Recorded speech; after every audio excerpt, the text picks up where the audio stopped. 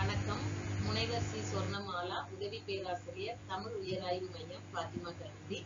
நம்ம இப்ப பார்க்க போற பகுதி தமிழ் மொழி அமைப்பியல் அப்படிங்கிற பாடத்துல ஒரு சில பகுதிகளை நம்ம பார்க்க போறோம். அந்த இந்த பாடப்பகுதி 23 TL2S2 அப்படிங்கிற அந்த சப்ஜெக்ட் கோடுடைய ஒரு பாடப்பகுதி. தமிழ் படிக்கக்கூடிய தமிழ் மாணவியருக்கான பொது தமிழ் பாடப்பகுதி இந்த பகுதி. இந்த பகுதியில் நம்ம என்னெல்லாம் பார்க்க போறோம் அப்படின்னு சொன்னா, எழுத்துக்களினுடைய பிறப்பு முறை, மொழி முதல் மொழி இறுதி எழுத்துக்கள், மெய் மயக்கம் குறித்த செய்திகள், வேற்றுமை குறித்த பதிவுகளை தான் சுருக்கமாக இந்த பகுதியில நம்ம பார்க்க போறோம். முதலாவதாக எழுத்துக்களினுடைய பிறப்பு முறை. எழுத்துக்கள் உடம்புக்கு உள்ளே எழுகின்ற அந்த காற்றானது மார்பு, கழுத்து, தலை, மூக்கு ஆகிய இடங்களில் தங்கி உதடு, நாக்கு, பல், மேல்வாய் உள்ளிட்ட அந்த உறுப்புகளின் வழியாக எழுத்துக்களாக பிறக்கின்றன. இந்த பிறப்பு முறையை இடப்பிறப்பு, முயற்சி பிறப்பு என இரண்டு வகையாக பிரிக்கலாம். முயற்சி பிறப்பு அப்படிங்கிறது உதடு, நாக்கு, பல், மேல்வாய் உள்ளிட்ட அந்த உறுப்புகளின் தொழில் வேறுபாட்டினால் பிறக்கின்ற ஒரு பிறப்பு முறையாகும். இந்த எழுத்துக்களினுடைய இடப்பிறப்பு அப்படிங்கிறது உயிரெழுத்துக்கள் 12, அதே இடைநிலை எழுத்துக்கள் 6 கழுத்தை இடமாக கொண்டு பிறக்கின்றன. மெல்லின எழுத்துக்கள் 6 மூக்கினை இடமாக கொண்டு பிறக்கின்றன. வல்லெழுத்துக்கள் 6 மார்பை இடமாக கொண்டு பிறக்கின்றன. ஆயுத எழுத்து தலையை இடமாக கொண்டு பிறக்கின்றதை நாம் அறிய முடிகின்றது. இந்த உயிரெழுத்துக்களினுடைய முயற்சி பிறப்பு என்பது அங்காப்புடைய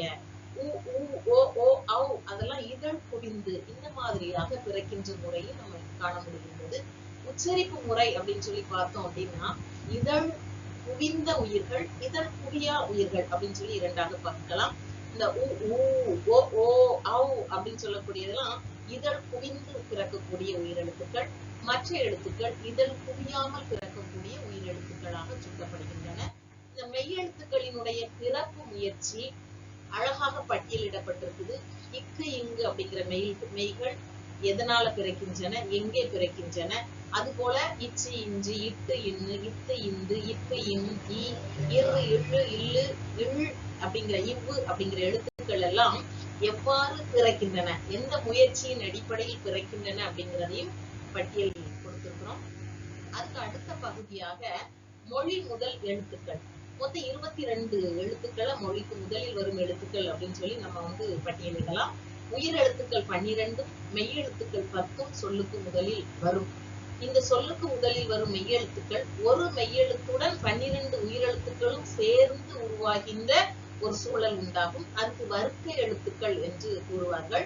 கா வர்க்கம் அப்படின்னா ககர மெய்யெழுத்து 12 உயிரெழுத்துக்களோடு சேர்ந்து சொல்லுக்கு முதலில் வருகின்ற ஒரு நிலை. அது போல மற்ற எழுத்துக்களும் என்ன செய்யணும், அந்தந்த எழுத்துக்கள் உயிரெழுத்துக்கள் 12ஓடு சேர்ந்து மொழிக்கு முதலில் வரும். அதில் அந்தந்த வர்க்க எழுத்துக்களாக கூற முடிகின்றது. இவ்வாறு இந்த எழுத்துக்கள் 22 எழுத்துக்கள் மொழிக்கு முதலில் வரும். அது போக சொல்லுக்கு முதலில் வராத எழுத்துக்கள் அப்படின்னு சொல்லி சில எழுத்துக்கள் உண்டு.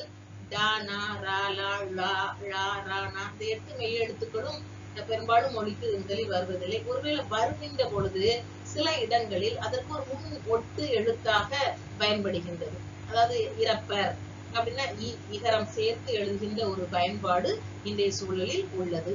இது போக மொழி இறுதி எழுத்துக்கள் அப்படின்னு சொல்லி பார்க்கும்போது உயிரெழுத்துக்கள் 12, மெய் எழுத்துக்கள்ல 11, குற்றியல் உகரம் 1, மொத்தம் 24 எழுத்துக்கள் மொழிக்கு இறுதியில் வரும் அப்படிங்கிறத இலக்கணங்களும் வலியுறுத்துகின்றன. இதுக்கு அடுத்ததாக மெய் மயக்கம். மெய் மயக்கம்னா என்ன, 2 மெய்கள் இணைந்து வருவது மெய் மயக்கம். அதை உடல்நிலை மெய்மயக்கம், வேற்றுநிலை மெய்மயக்கம், அதாவது இணைகின்ற எழுத்துக்களை அடிப்படையாக கொண்டு மெய்மயக்கம் 2 வகையாக பிரிக்கப்படுவதை நாம காண முடிகின்றது. ஒரே மெய்யெழுத்து மயங்கி வந்தால் அது உடல்நிலை மெய்மயக்கம்.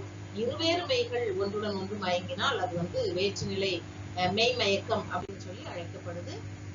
இந்த உடல்நிலை மெய்மயக்கம் அப்படிங்கிறது ரா, லா சொல்லுவாங்களே, யாரா, லா அப்படிங்கிற 3 முன்னொற்ற, காசா, தாப்ப, நாமா ஈரொற்று ஆகும். ரா, ழா அப்படின்னு சொல்லக்கூடிய 2 எழுத்துக்கள் தவிர்த்த மற்ற 16 மெய்களுமே உடல்நிலையாக தமக்குள் தாம் மயங்கி வரக்கூடிய ஒரு சூழல் இருக்குது. அதுக்கு சான்றுகளும் கொடுக்கப்பட்டிருக்குது. அது போக வேற்றுநிலை மெய்மயக்கமும் தொல்காப்பியத்துல சொல்லப்பட்டது போல வேற்றுநிலை மெய்மயக்கம் தொடர்பாக இன்ன எழுத்துக்கள் இன்னென்ன எழுத்துக்களோடு மயங்கும் அப்படிங்கிற போன்ற விவரங்கள் தொல்காப்பியத்துல காணப்படுகின்றன. அது குறித்த செய்திகளையும் இங்க வந்து நாங்க பட்டியலிட்டு இருக்கிறோம். குறிப்பாக மெய் மயக்கம் அப்படின்னாலே ஈரொற்று மெய் மயக்கம், ஒரு மெய் எழுத்துக்கு அடுத்து வேறொரு மெய் எழுத்து உயிர்மெய் எழுத்துடன் வராமல் தனி மெய் எழுத்தாகவும் வரக்கூடிய ஒரு சூழலும் இந்த மெய் மயக்கத்துல ஈரொற்று மயக்கத்துல உண்டு. அப்படி ரெண்டு மெய் எழுத்துக்கள் சேர்ந்து வருவதுதான் நம்ம ஈரொற்று மெய் மயக்கம் அப்படின்னு சொல்றோம். இது போக இந்த பகுதியில கிரந்த எழுத்துக்கள், சந்தி குறித்த செய்திகள் எல்லாமே கொடுக்கப்பட்டிருக்குது. தமிழ் இலக்கணத்துல ஒரு முக்கிய பகுதியாக சந்தி இருக்குது அப்படிங்கிறது நமக்கு தெரிந்த விஷயங்கள் தான்.